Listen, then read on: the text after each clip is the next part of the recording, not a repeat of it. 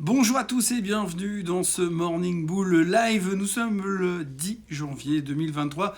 Ça fait 10 jours qu'on est en 2023. Ok, je vais pas vous refaire tous les jours. Ça fait 10 jours, ça fait 11 jours, ça fait 12 jours. Non, ce qu'il faut retenir, c'est que voilà, on a commencé une nouvelle année. Comme chaque fois, on espère que ça va tout changer par rapport à l'année dernière. Et puis en fait, on se rend compte après 10 jours qu'en fait, rien n'a changé, qu'on est toujours exactement dans la même réflexion, dans le même état d'esprit. On est toujours extrêmement concentré sur nos thématiques d'inflation, récession, hausse des taux, que va faire Powell, que va pas faire Powell. Est-ce qu'il va mettre une cravate jaune, une cravate bleue, une cravate verte? Est-ce que ça va changer quelque chose à sa vision de l'avenir et du futur? Que vont faire les banques centrales? Que vont décider les gouvernements? Est-ce que les Chinois vont être libérés, pas libérés? Est-ce qu'ils vont consommer du pétrole ou pas? Bref, on reprend les mêmes histoires encore et encore. Et puis ce qui était assez frappant, surtout ces derniers jours et ces dernières heures, c'est que vendredi, on s'est fait un peu prendre à contre-pied avec les chiffres de l'emploi. Hein. Souvenez-vous, croissance des salaires un petit peu moins bonne que prévu, donc positif. Un ISM qui ralentit, donc positif, parce que l'économie va moins bien. Donc c'est plutôt encourageant pour l'avenir, parce que ça veut dire qu'à un moment ou à l'autre, eh bien, la Fed va possiblement, potentiellement, éventuellement peut-être baisser les taux. Bref, c'est ce qui nous avait fait booster vendredi. On va pas revenir sur le sujet. J'ai déjà perdu 25 secondes à parler de ça. Mais par contre, si on regarde un tout petit peu ce qui s'est passé hier, alors là, de nouveau, on nous a fait de nouveau un truc assez exceptionnel. Vous savez, ce genre de renversement de tendance. On laisse rentrer les Européens à la maison, puis quand les Européens sont partis, bam, on repart dans l'autre sens. Alors la raison hier soir, c'est encore une fois la même chose. Hein. Les taux, l'inquiétude que potentiellement on va pas vraiment voir une baisse des taux, enfin pas tout de suite, et que d'abord pour passer dans une zone un petit peu plus agréable, il faudra beaucoup souffrir avant. Et ça, on n'a pas trop aimé hier, même si le marché américain termine encore relativement bien, et qu'encore une fois, l'Europe est en hausse, j'ai envie de dire comme d'habitude en 2023.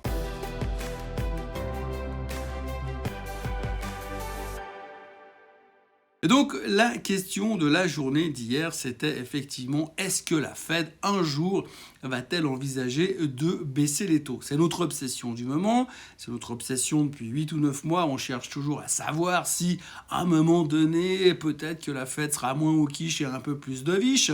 Et donc notre objectif est de savoir à quel moment la Fed va pivoter, va changer d'orientation. Ça, on est tous d'accord, on a tous bien compris le concept, sauf qu'en fait, voilà, hier, on a de nouveau eu une déclaration de la part de Madame Mary Daly et également de Monsieur Bostich, deux présidents de la Fed qui ont le droit de voter lors des meetings de la Fed, qui ont dit clairement dans différentes interviews et à différentes occasions que pour eux, l'objectif des taux, c'était au-dessus de 5% en 2023.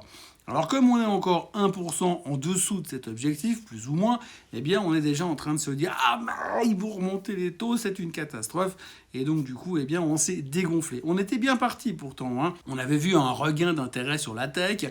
Les gens venaient se repositionner un petit peu sur les valeurs qui avaient morflé l'année dernière en disant il y aura peut-être un espoir de recovery en 2023. D'ailleurs, on a eu beaucoup d'intérêt sur les semi-conducteurs. On revient de nouveau dans la thématique des semi-conducteurs. On a vu qu'il y avait de l'intérêt sur AMD, on a vu qu'il y avait de l'intérêt sur Nvidia. Et donc ça a parti un petit peu dans cette direction. Puis après, tout d'un coup, on s'est rendu compte que ah bah non, finalement, la Fed, elle allait encore rester un petit peu au quiche un moment. Et puis pour ce qui est du dovishness, pour ce qui est d'envisager l'éventualité possible et improbable de voir les taux baisser en 2023, eh bien c'était pas pour tout de suite et ça on n'a pas trop aimé. Résultat, retour à la case départ et depuis hier soir 22h, on se pose les mêmes questions. Quand est-ce que la Fed va changer d'avis et comment est-ce qu'on pourrait savoir à quel moment elle va changer d'avis? C'est l'obsession du moment comme d'habitude. D'ailleurs ça tombe bien parce que tout à l'heure, eh bien il y a Monsieur Powell qui va parler depuis Stockholm. Et là, évidemment, on ne sera pas en train de savoir s'il va s'installer en Suède ou s'il est parti là-bas pour skier. Ce qu'on veut regarder et écouter surtout, c'est savoir s'il va nous donner des indications par rapport à la baisse des taux. Donc voilà, si on doit aborder quelques instants le sujet macro, c'est évidemment que nous sommes repartis dans la même thématique de savoir si la Fed va faire quelque chose au niveau des taux. Oui, elle va faire quelque chose, on le sait déjà. Elle va probablement les monter lors du prochain FOMC meeting qui aura lieu, sauf erreur, le 31 et le 1er février. Après, la question, c'est qu'est-ce qu'ils vont faire ensuite? Et c'est ce que tout le monde est en train de chercher de nouveau. On est de nouveau dans cette obsession de se dire « Ah, cette fois, il y a une indication qui va nous dire que... » Donc aujourd'hui, discours de Monsieur Powell qui va nous donner peut-être une indication qu'on va interpréter à notre manière, comme d'habitude, pour être déçu la prochaine fois, parce que de toute manière, il va nous répéter encore une fois qu'il va être extrêmement cautious, enfin prudent pour les prochains temps, et tant qu'il n'y a pas d'amélioration au niveau de l'inflation, il ne changera pas son fusil d'épaule. Et d'ailleurs, ça tombe bien, puisque jeudi après-midi, nous aurons les chiffres de l'inflation, et ça devrait nous permettre de savoir si, avec ce chiffre-là, M. Powell pourra envisager de pivoter ou de ne pas pivoter. Bref, nous sommes de nouveau dans la même situation, là où nous étions fin 2022, en gros que on se pose des questions, on n'a pas de réponse, mais on essaye à chaque fois d'anticiper.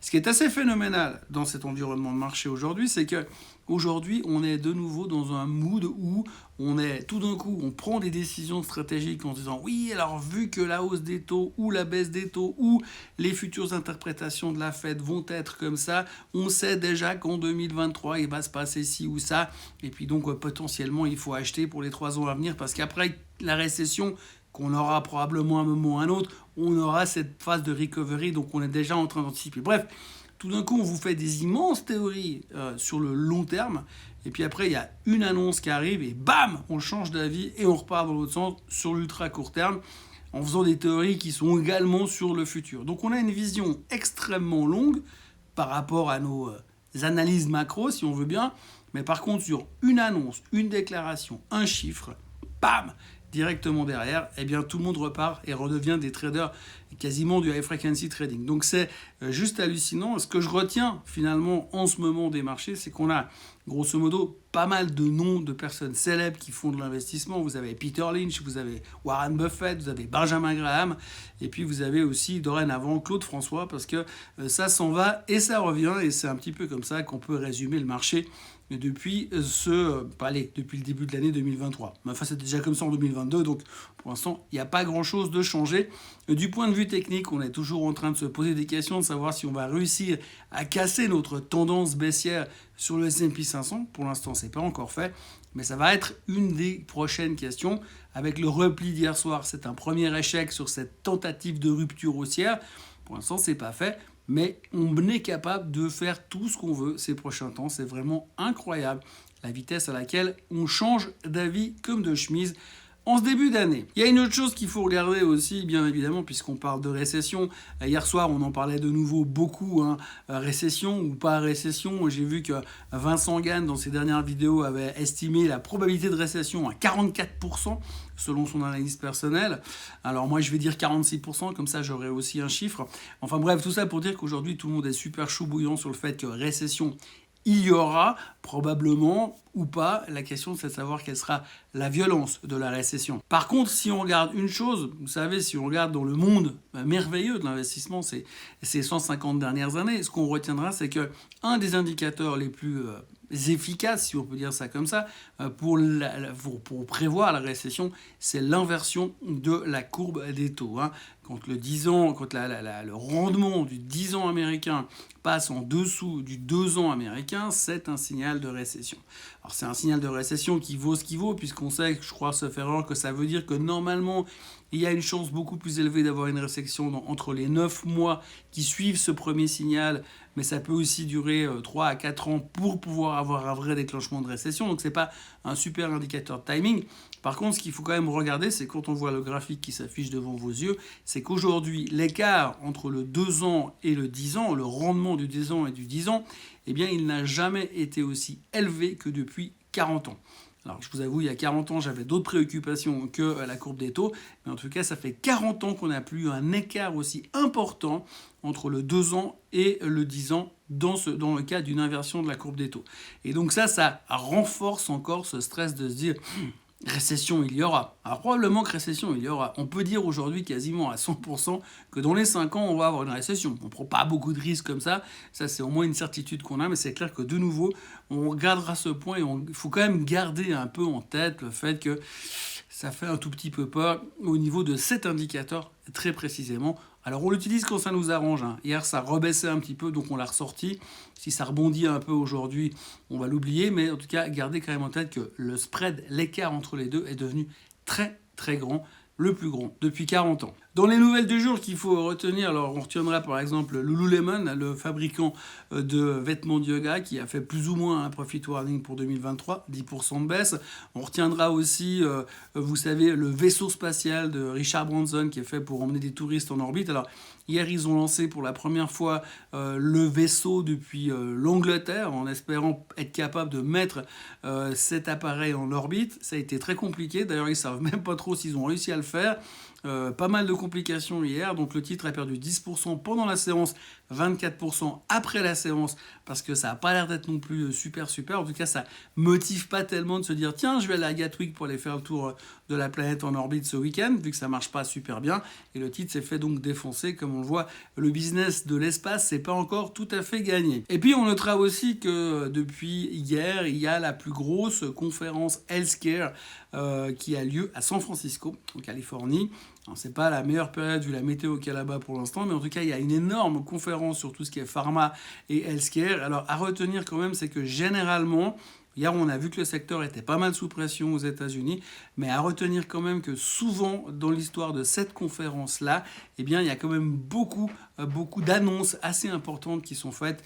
Historiquement parlant, on a déjà eu plusieurs takeovers qui ont été annoncés durant ces conférences, donc tout le monde est très très attentif sur ce sujet-là. Donc n'oubliez pas, conférence healthcare à San Francisco qui va durer pratiquement toute la semaine. Ça a commencé hier et pour l'instant, c'était un petit peu sous pression. Il y a pas mal d'histoires avec Pfizer qui doit aussi produire des médicaments anti-Covid pour les Chinois, mais ils veulent que les Chinois le remboursent avec l'assurance maladie, mais les Chinois ne veulent pas l'inclure dans l'assurance maladie. Bref, il y a de nouveau un petchi, on va dire, là-bas, qui tourne autour du Covid. Mais en dehors de ça, eh bien, tout le monde se concentre beaucoup sur la healthcare et c'était un petit peu sous pression hier. Mais gardez un œil là-dessus parce qu'on risque d'en reparler durant la semaine. Autrement, pour terminer, je vous disais encore que hier, il y avait le stratégiste d'Invesco qui disait qu'on avait vu le pire et qu'aujourd'hui, il fallait commencer à jouer le recovery. Et puis hier soir, en fin de journée, on a eu un des multiples stratégistes de JP Morgan qui, lui, est venu annoncer une baisse de 22% en 2023, si récession il y a. Alors, c'est vrai qu'il se colle quand même un tout petit peu à la politique et aux déclarations de son big boss, monsieur Jamie Dimon, qui, je vous le rappelle, il y a 2 mois en arrière, avait annoncé une baisse de 20%, donc qui corrobore un petit peu la stratégie de son patron. Mais donc voilà, un jour, vous avez des gars qui viennent nous faire des commentaires rassurants parce que le marché est plutôt positif. Et le lendemain, vous avez un marché un petit peu plus dubitatif et du coup, vous avez tout le monde qui vient nous faire des commentaires négatifs. C'est un grand classique. Comme vous le voyez, on n'a pas changé beaucoup notre état d'esprit depuis 2022. Donc au niveau des chiffres économiques, eh bien aujourd'hui, production industrielle en France, discours de M. Powell depuis Stockholm. Attention à ça, ce sera évidemment le point d'orgue de la journée. Ce matin, à noter qu'il y a eu le CPI et l'inflation qui était publiée au Japon. Et l'inflation était à 4%. Ça fait au moins 40 ans, là aussi, qu'on avait pu atteindre un niveau pareil d'inflation au Japon. Donc beaucoup d'interrogations. Monsieur le patron de la banque centrale japonaise doit ou est en train de parler ce matin. On va être aussi attentif là-dessus, même si ce n'est pas notre préoccupation principale. Et puis, évidemment, on peut déjà commencer à se chauffer parce que jeudi à 14h30, CPI, inflation aux États-Unis. Et là, ce sera le chiffre et là, ce sera le chiffre de la semaine qui va probablement tout changer. Voilà, c'est tout ce que je pouvais vous raconter aujourd'hui. Je vous encourage à vous abonner à la chaîne Swissquote en français, à liker cette vidéo et puis à revenir demain pour un nouveau Morning Bull Live. D'ici là, je vous souhaite une excellente journée et je vous retrouve demain à la même heure, au même endroit. Bye bye.